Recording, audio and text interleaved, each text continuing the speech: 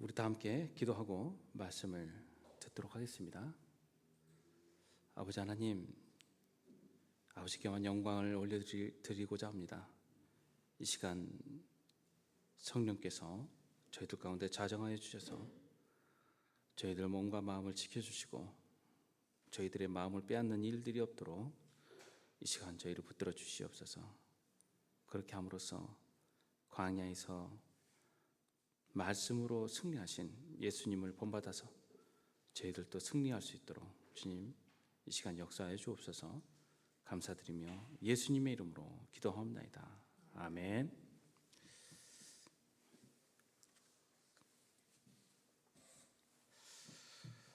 할렐루야. 참으로 복되고 좋은 주일입니다. 우리는 지난 주간 동안 광야의 시험을 내용으로 한 본문으로 말씀을 나누고 있습니다. 우리는 우리의 욕심 때문에 또 내 자신을 위하여 하는 일조차도 하나님의 일로 둔갑시키는 그런 유혹의 거짓된 민낯을 항상 감추고 삽니다. 하나님께서는 우리에게 다른 신들을 따르지 말라고 엄중히 경고하고 계십니다. 다른 신들은 누구입니까?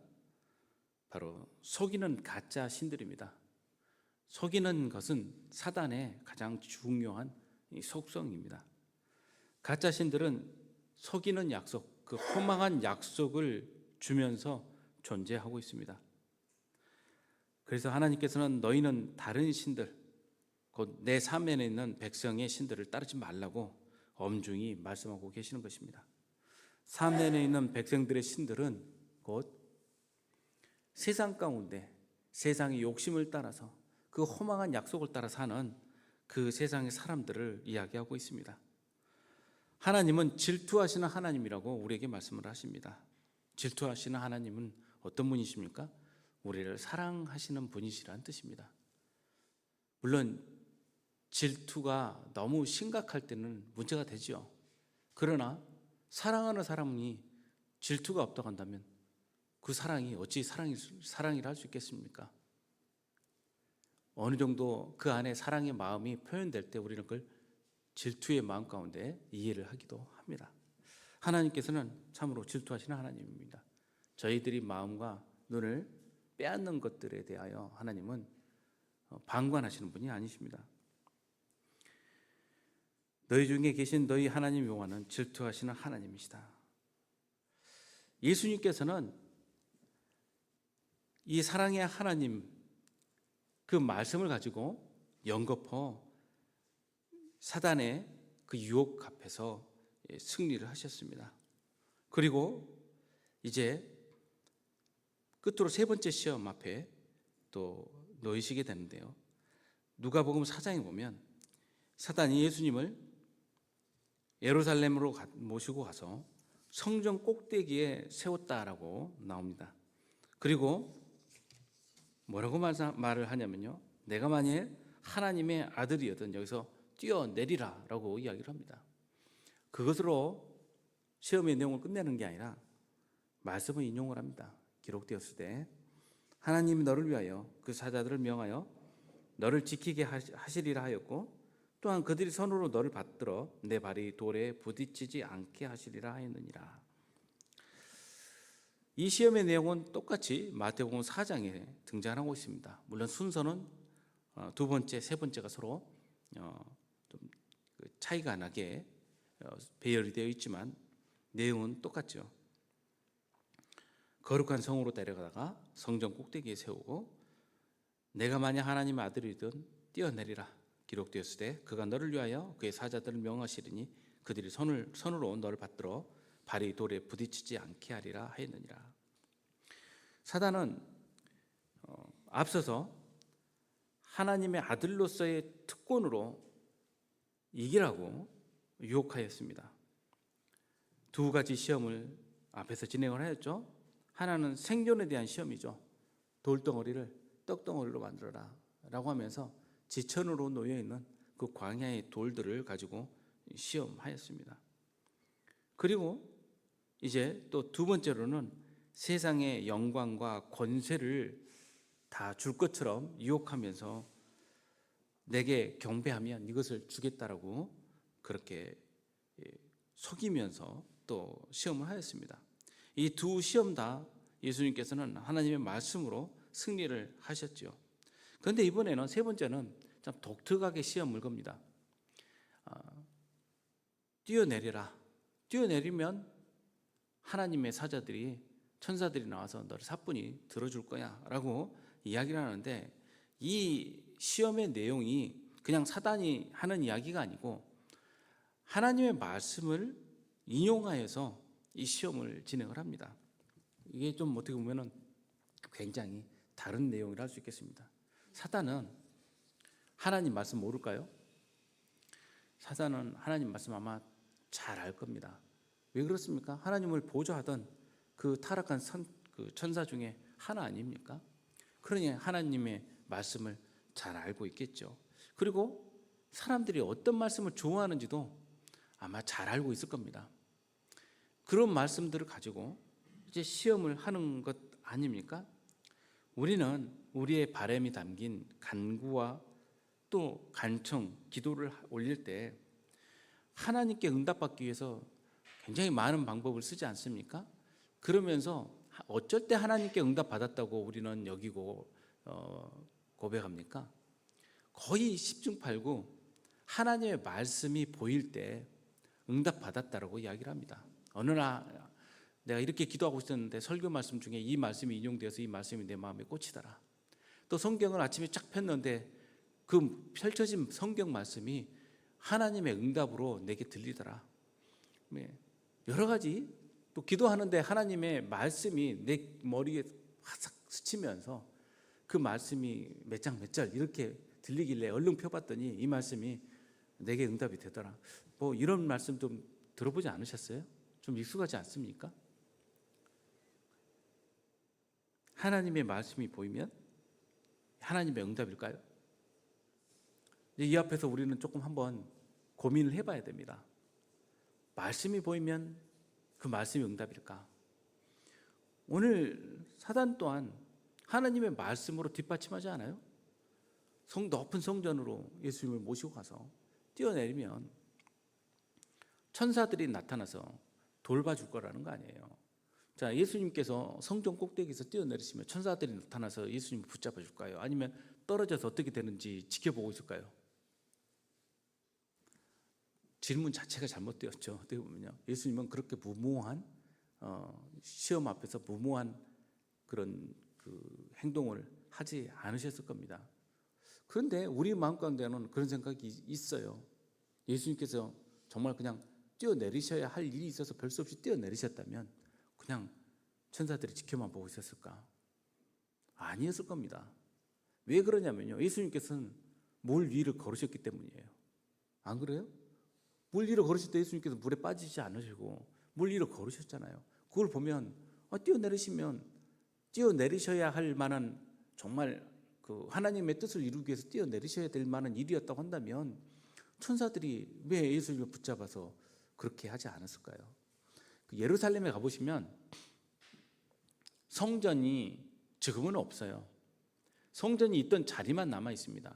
근데 그 자리 중에 가장 높은 곳이 있어요. 왜 그러냐면 헤롯이 이 성전을 재건할 때 그 토대를 축대를 쌓아서 굉장히 높은 집안에다가 평평하게 만들었습니다.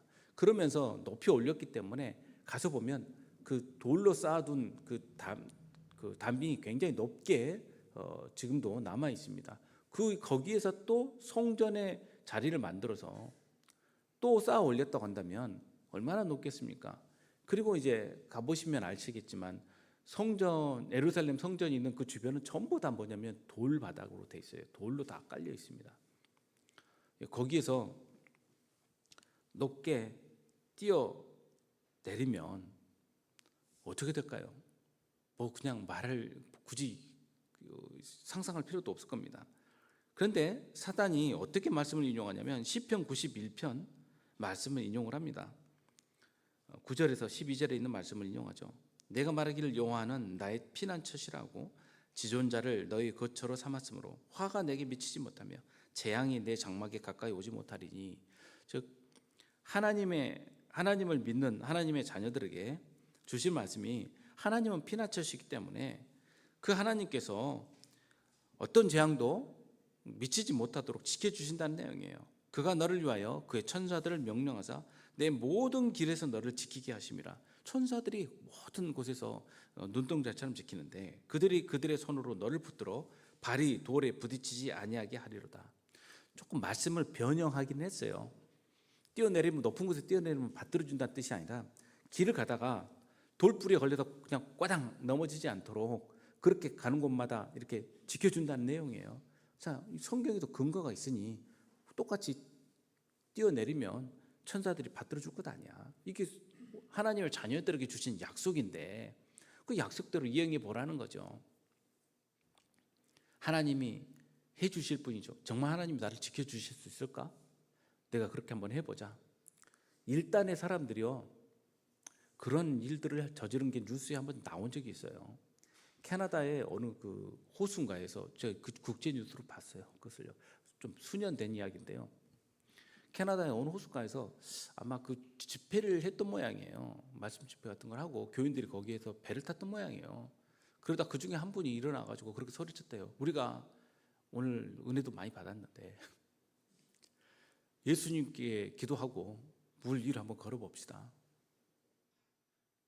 어떻게 됐을까요? 결과적으로 전부 물에 빠져가지고 몇 사람 정말 죽고 건져내고 그 사건이 국제 뉴스에 뜬 거예요. 그렇게 말하니까 모두 다 거기에 그 말을 들어보니까 뭐 틀린 이야기는 아니거든요. 신앙이 있으면, 믿음이 있으면 베드로처럼 걷는 거 아니겠어요? 그래서 우리가 믿음이 너 있어 없어 이러니 거기에서 어떻게 그냥 앉아 있으면 어떤 사람? 믿음 없는 사람.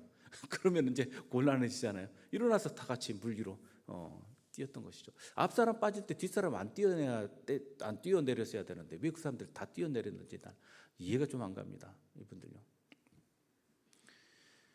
우리가 간구할 때 우리는 종종 우리의 응답을 하나님의 것으로 둔갑시키기 위해서 하나님의 말씀을 참 교묘하게 쓰고자 하는 유혹 앞에 놓여지게 됩니다. 오늘날 수없이 우리는 목도하지 않습니까? 하나님의 것이 아닌데 하나님의 것인 것처럼 속이는 일들 말입니다. 그런데 사단이 뒷구절은 쏙 빼놓고 앞구절만 썼어요. 이 뒷구절에는 무슨 말씀이 나오냐면요, 내가 사자와 독사를 밟으며 젊은 사자와 뱀을 발로 누르리로다. 하나님이 이르시되 그가 나를 사랑한즉 내가 그를 건지리라. 그가 내 이름을 안즉 내가 그를 높이리라. 그리고 하나님께서 그가 내게 간구하리니 내가 그에게 응답하리라고 말씀하세요. 그들이 환난 당할 때에 내가 그와 함께하여 그를 건지고 영화롭게 하리라. 내가 그를 장수하게 함으로 그를 만족하게 하며 나의 구원을 그에게 보이리라 하시도다. 아멘. 이 말씀을 주셨어요. 그러니 이 뒤에는 어떤 말씀이 있는 거냐면 그가 나를 사랑한즉 내가 그를 건지리라는 말씀이 담겨 있는 거예요. 사랑한즉 내가 그를 건지리라. 또 그가 내 이름을 안즉 내가 그를 높이리라. 잘 묵상을 해보십시오. 하나님을 사랑한다는 게 무슨 뜻일까요? 그 이름을 안다는 게 무슨 뜻입니까? 그 이름은 하나님을 사랑하고 그분의 뜻을 안다면 이란 뜻이죠. 하나님께서 나를 사랑하실 거야. 나는 그 질문 가운데는 어떤 그 답변이 담겨 있냐면 나는 하나님을 사랑하고 있는가라는 질문에 대한 답변이 담겨 있는 것이죠. 그리고 내가 하나님을 사랑한다고 한다면 하나님의 뜻을 알고 그 뜻 가운데 머물러 있겠죠. 하나님의 뜻은 무엇입니까? 이러한 무모한 욕망 가운데 하나님을 끌어들이는 일일까요? 아니면 참으로 하나님의 뜻 가운데서 하나님의 권능과 임재를 간구하는 일일까요? 우리는 우리의 간구 가운데 하나님을 먼저 사랑하는 마음과 그분의 뜻을 담고 있는지 살펴야 할 것입니다. 사단이 하는 시험 안에는 하나님을 사랑하는 마음, 하나님의 뜻을 담고 있는 내용이 전혀 들어있지 않습니다. 사단이 그렇다면 왜 예수님을 예루살렘 성전 높은 곳으로 예수님을 모시고 갔을까요? 왜 그곳에서 뛰어내리라고, 다른 시험도 있는데 왜 그곳에서 뛰어내리라고 했을까요? 유대인들이 성전에 대한 자부심이 헤롯 시대 때 굉장했습니다. 헤롯이 가진 큰 그 죄화를 정말 아낌없이 예루살렘 성전에 퍼부었어요.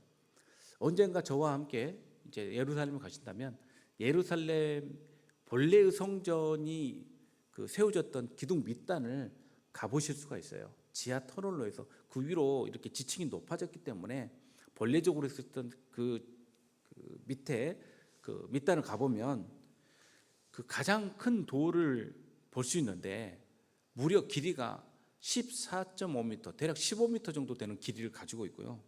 두께만 6m입니다. 그러니까 이 돌 하나가 무게가 어느 정도 되냐면요, 약 400톤 가까이 됩니다. 이 돌들을 끌어다가 그 성전 밑단을 두는 그 축대를 쌓기 위해서 그것을 놓고 쌓아 올렸어요. 그러면 어마어마한 역사를 했다는 뜻 아닙니까? 우리가 저도 이번에 이제 이집트 가서 오랜만에 또 피라미드 또 앞에서 이렇게 그 같이 보고 그렇게 왔는데요. 피라미드만 봐도 입이 쩍 벌어지는데 그 피라미드 돌들하고 비교를 해도요, 그 돌들은 그냥 공깃돌이에요. 그 앞에서 보면요. 그 정도로 대단한 역사를 했습니다. 4만 3천 평이 넘는 그 자리를 깔아서 돌들을 세우고 벽을 세워두었는데 이것을 모든 이 유대인들이 자랑 삼아 바라보았죠. 예수님의 제자들 또한 예수님께 보십시오, 이 성전이 얼마나 대단한지 한번 보십시오라고 말하면서 예수님께 말씀하지 않습니까? 그런데 그 자리가 성전에 모든 유대인들이 그 자리에 모이는데 그 자리에서 사람들이 지켜보는 가운데 예수님께서 성전 위에 서 계셨던 거예요. 사람들이 지켜봤을 거 아니에요. 높은 데 사람이 서 있는데 저 사람은 왜 저기 서 있지? 그런데 예수님께서 그 자리에서 휙 뛰어내리실 때 천사들이 나타나서 예수님을 싹 들어올리면 어떤 일이 벌어질 것 같습니까? 단지 뛰어내려서 살아났다라는 정도로 끝나는 일이 아니에요. 그 일은 곧 메시아의 도래인 거예요. 사람들이 예수님을 메시아로 섬기는 것은 순식간이죠. 그러면 예수님께서 이제 애써서 제자 모으고 다니시고 애써서 동네방네 다니면서 내 말 좀 들어달라고 목청껏 외치실 필요도 없고, 정말 중요한 것은 십자가를 지실 필요가 없어요. 모든 사람들이 예수님을 메시아로 받들기 때문이에요. 십자가 사건이 이제 사라져 버리게 되는 것입니다. 얼마나 시험이 되셨을까요? 예수님께서 십자가를 피하냐 피하지 않느냐라는 부분은 예수님 입장에서 보면은 큰 시험이 아닐 수도 있습니다. 보다 큰 시험은 이렇게 함으로 더 많은 사람을 구원할 수 있을 것이다라는 시험일 거예요.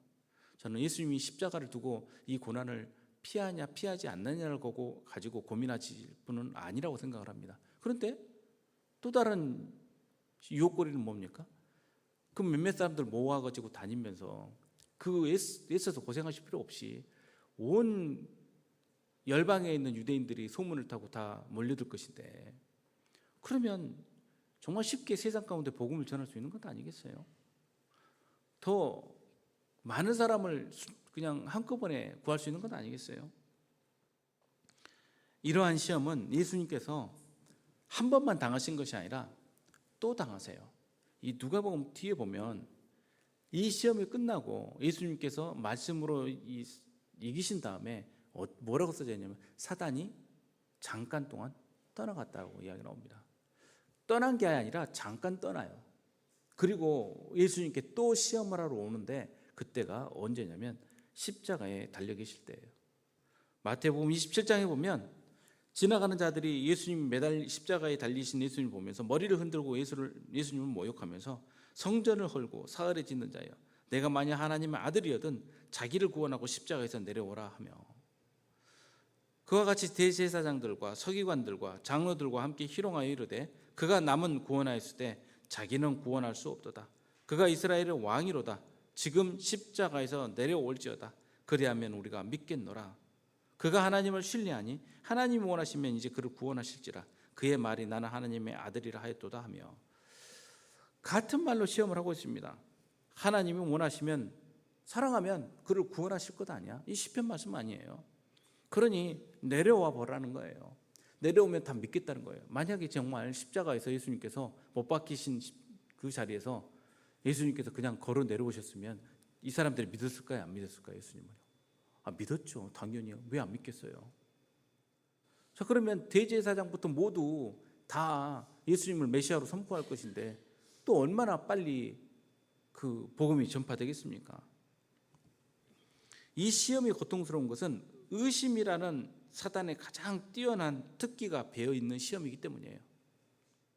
사단이 예수님께 던진 모든 시험 가운데 목적한 바는 주님으로 하여금 하나님의 뜻을 벗어나 자신의 뜻을 세우도록 하는 것입니다. 그래서 모든 사람의 죄를 대신하는 그런 대속 제물이 될 수 없도록 하는 것이 사단의 계획 아니겠습니까? 그래서 하나님 아버지의 선하신 뜻에 대하여 실망을 느끼도록 한달지, 아니면 하나님의 능력을 자신을 위해서 이용하도록 한달지, 아니면 그 영광을 사단에게 받음으로써 하나님의 영광이 아니라 자신의 영광을 내세우도록 한달지, 이런 내용 아니겠습니까? 과연 하나님이 당신을 사랑하는 만큼 지켜주고 보호해 줄 수 있을까? 여기에 대한 시험 내용도 있는 겁니다. 우리의 믿음이 진짜인지 가짜인지 시험을 해보는 것은 내 스스로 택하여 이루어지는 일이 아니라 하나님께서 모든 순간마다 우리로 하여금 확인토록 해주시는 계획 안에서 이루어지는 일입니다. 우리에게도 끊임없이 들어오는 시험 아닙니까? 이때 우리가 해야 될 응답을 예수님께서 하시지 않습니까? 예수께서 대답하여 이르시되 주 너의 하나님을 시험하지 말라 하였느니라. 하나님을 시험하지 말라. 하나님의 선하신 뜻, 하나님의 사랑을 시험하지 말라는 거예요. 여러분, 질투는 사랑 가운데 담겨 있을 수 있는데 시험은 다른 일입니다. 이 사람이 나를 정말 사랑하는지 안 하는지 매사에 시험거리를 준비해서 해본다고 생각을 해보십시오. 그게 사랑일까요? 그러면 진짜 나를 사랑하는지 의심하면서 계속 쫓아다니는 것이 그것이 사랑일 수 있겠습니까? 결코 아닐 것입니다. 참으로 사랑한다면 어떤 순간에도 믿고 나아가는 것 아니겠습니까? 그 순간 흔들린다면 그건 사랑이라고 할 수는 없겠죠. 누가 이러이러하더라 라는 말을 전달했을 때 먼저 의심이 먼저 떠오른다면 그 사랑은 이미 시험받고 있는 것 아니겠습니까? 신명기 6장 16절 말씀에 너희가 마사에서 시험한 것 같이 너희의 하나님 여호와를 시험하지 말고 너희의 하나님 여호와께서 너희에게 명령하신 명령과 증거와 규례를 삼가 지키라 라고 말씀하지 않습니까? 마사에서 시험하는 것, 하나님의 능력, 하나님의 권능을 시험하는 내용들이 광야에서 수없이 펼쳐지지 않습니까? 우리로 하여금 더 배부르게 해달라, 우리로 하여금 가나안의 영광을 먼저 누리게 해달라, 우리로 하여금 하나님의 살아계심을 계속 증거해달라.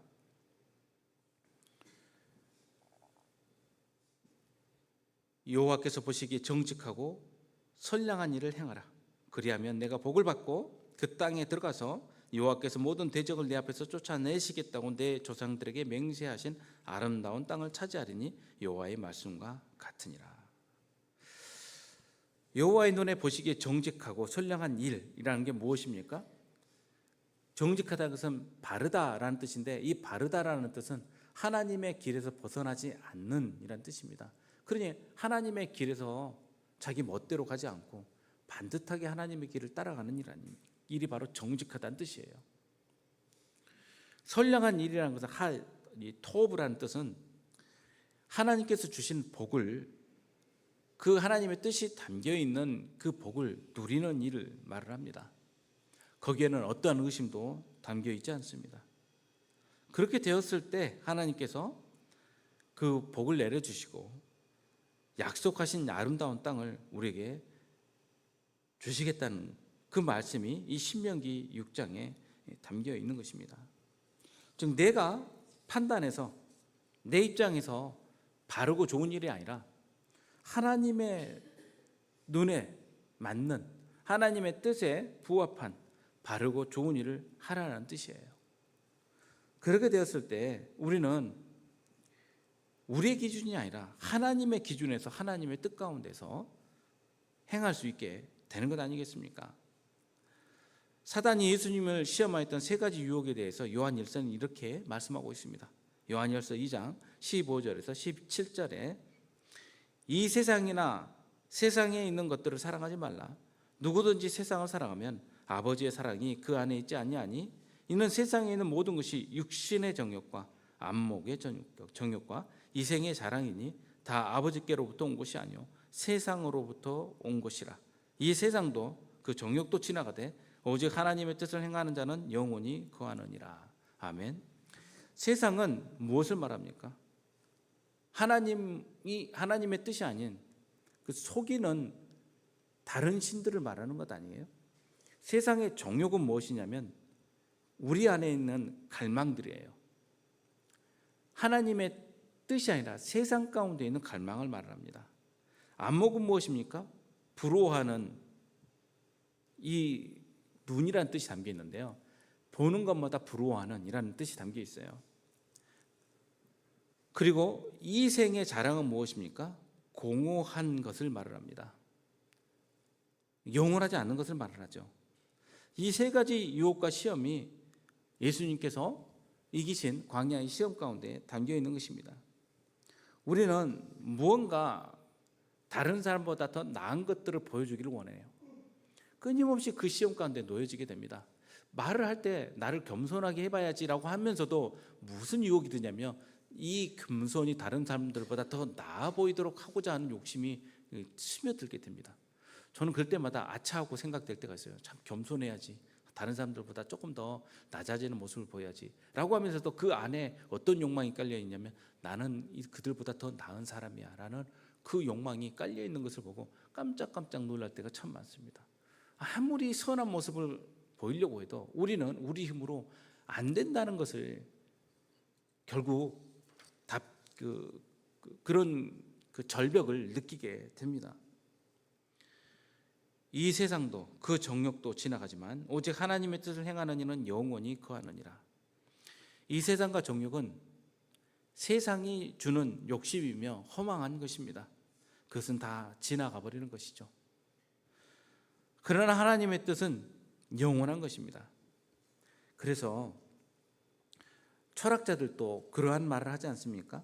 사람이 실존 가운데 어떤 단계를 지나냐라고 한다면 철학자들은 하나는 감각적 쾌락, 원초적 욕망을 따르는 그러한 실존으로서의 우리의 갈망이 안에 담겨 있대요. 그것은 어린아이 때부터 가르치지 않아도 누구나 가지고 있어요. 아이들이 그렇지 않습니까? 자기가 원하는 것을 쟁취하기 위해서 얼마나 많은 것들을 합니까? 그 동물들도 그렇죠. 그것은 다 똑같아요. 동물이나 사람이나 그런 그 자신들의 그 욕망을 어떻게든 실현하고자 하는 그런 것은 다 똑같습니다. 이런 것을 심미적인 실존이라고 이야기를 하더라고요.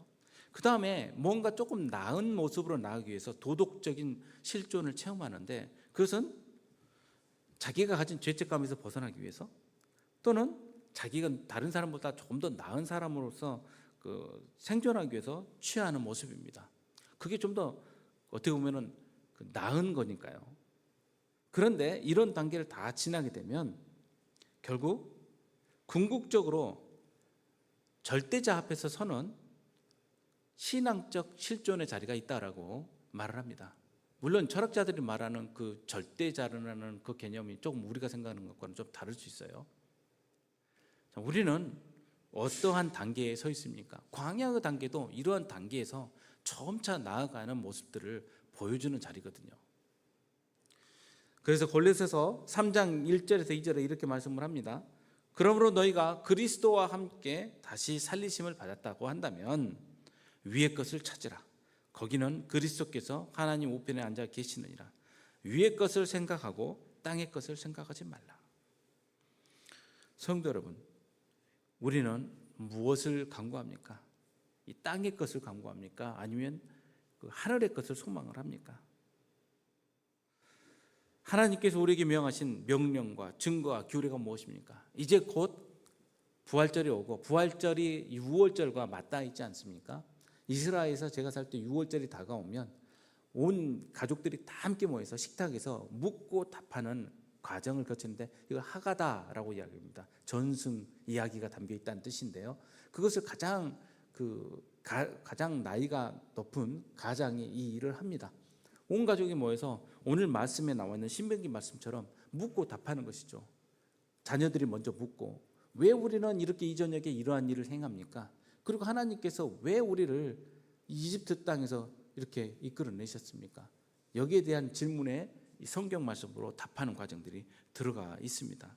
후일에 내 아들이 내게 묻기를 우리 하나님 여호와께서 명령하신 증거와 규례와 법도가 무슨 뜻입니까?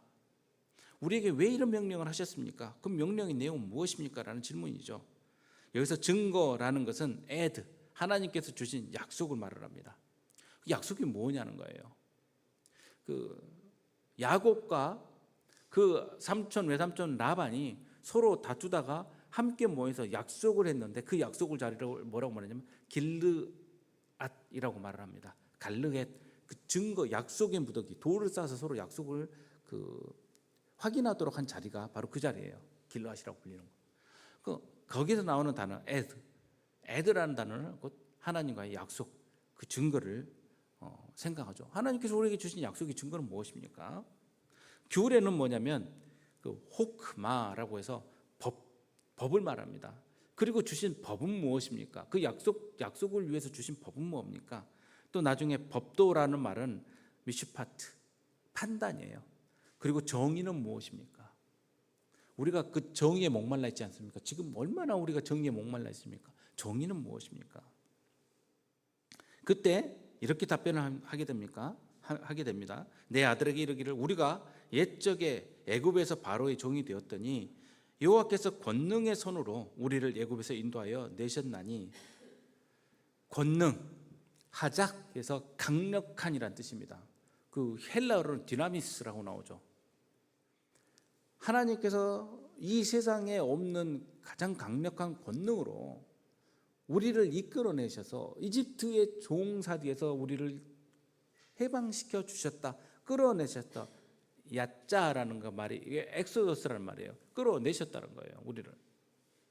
그런데 그때 주신 이 증거들은 뭐냐면 우리 목전에서 크고 두려운 이적과 기사를 애국과 바로와 그의 온 집에 베푸시고 우리 조상들에게 맹세하신 땅을 우리에게 주어 들어가게 하시려고 우리를 거기서 인도하여 내시고 우리에게 이 모든 규례를 지키라 명령하셨으니 이 규례를 우리가 우리 하나님 여호와를 경외하여 항상 복을 누리게 하기 위하심이며 여호와께서 우리를 오늘과 같이 살게 하려 하십니다. 우리가 명령하신 대로 이 명령을 우리가 우리 하나님 여호와 앞에서 삼가 지키면 그것이 곧 우리의 의로움이니라 할지니라. 이게 응답이에요. 자, 이 응답 가운데 예수님이 담겨 있어요. 그러니 이 말씀은 무슨 말씀이냐면요, 우리의 의로움은 무엇이냐라면요, 이 명령을 하나님 앞에서 삼가 지키는 것이에요. 그 지키면 우리의 의로움이 된다는데 우리가 어떻게 지킬 수 있냐는 거예요. 광야의 시험은 뭐냐면 우리의 힘으로는 안 된다는 답 아닙니까? 그래서 로마서 3장에 그러면 어떠하냐, 우리는 나으냐, 결코 아니라 유대인이나 헬라인이나 다 죄 아래에 있다고 우리가 이미 선언하였느니라. 기록된 바 의인은 없나니 하나도 없으며 깨닫는 자도 없고 하나님을 찾는 자도 없고 다 치우쳐 무익하게 되고 선을 행하는 자는 없나니 하나도 없다라고 말씀하고 있지 않습니까? 그래서 하나님께서 독생자 예수님을 이 땅 가운데 우리와 같은 육신으로 보내셨고 하나님께서 기뻐하신 뜻을 따라서 온전한 말씀으로 예수님께서 승리하신 사건이 바로 이 광야의 시험 사건이고 그 정점은 십자가 사건인 것입니다. 이스라엘은 실패하였지만 예수님께서 광야의 시험을 하나님의 말씀으로 이기심으로 우리에게 영원한 의로움이 되신 사건. 그래서 우리는 예수님의 그 의로움을 인정하고 그 의로움에 머물기로 작정했을 때 하나님께서 우리를 의롭다라고 말씀해 주신다는 것입니다. 그러면 어떻게 해야 하나님의 계명을 지켜서 의로움을 얻을 수 있겠습니까? 요한복음 6장에 27절과 29절에 이렇게 말씀을 하십니다. 썩을 양식을 위하여 일하지 말고 영생하도록 있는 양식을 위하여 하라. 이 양식은 인자가 너에게 주리니 인자는 하나님 아버지께서 인치신 자니라. 우리는 매사에 우리의 강구가 바로 이런 것들 아닙니까? 이 세상 가운데 사라져버릴 것들 아니에요?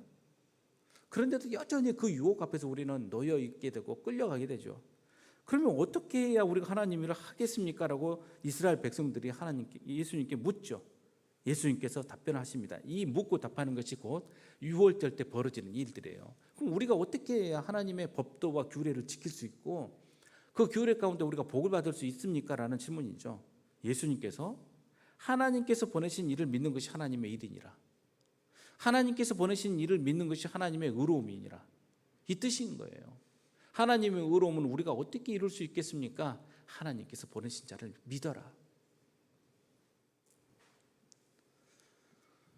하나님께서 우리에게 명령하신 계명을 이룰 수 있는 방법, 유일한 길은 하나님께서 보내신 하나님의 독생자 예수님을 믿는 것입니다.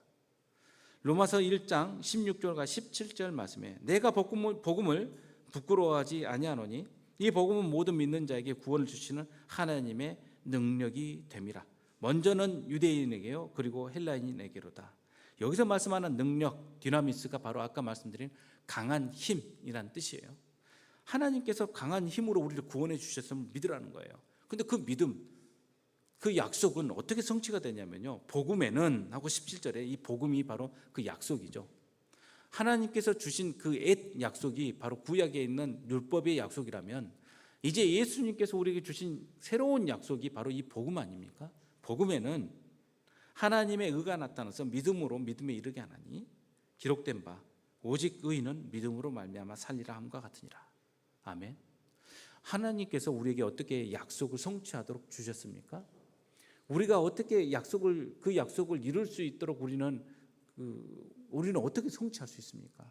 예수님께서 그 성취를 광야의 시험 가운데서 이루시고 우리에게 보여주신 것 아니겠습니까? 사단은 집요하게 예수님을 시험하였고 말씀으로도 시험하였지만 예수님께서는 오히려 하나님의 말씀으로 그 모든 시험을 이기시지 않으셨습니까? 하나님의 뜻이 담겨있는 말씀으로 말입니다. 그래서 하나님의 그 공정, 칭의, 그 의로움은 믿음으로 이르게 합니다. 성도 여러분, 우리는 어떻게 사순절을 보내고 있습니까? 우리는 우리의 신앙을 어떻게 사순절 가운데 든든하게 세우고자 합니까? 하나님 앞에서 시험자로 서지 마시고 하나님께서 선하신 하나님의 뜻을 믿고 그 하나님의 뜻 가운데 머무시길 바랍니다. 어떻게 우리가 머물 수 있습니까? 예수님을 믿으십시오. 그 십자가를 믿으십시오. 그렇게 함으로써 광야에서 시험을 통하여 승리를 선포하신 그리스도를 생각하며 땅의 것이 아닌 위의 것을 찾는 그러한 사순절을 지내시는 성도님들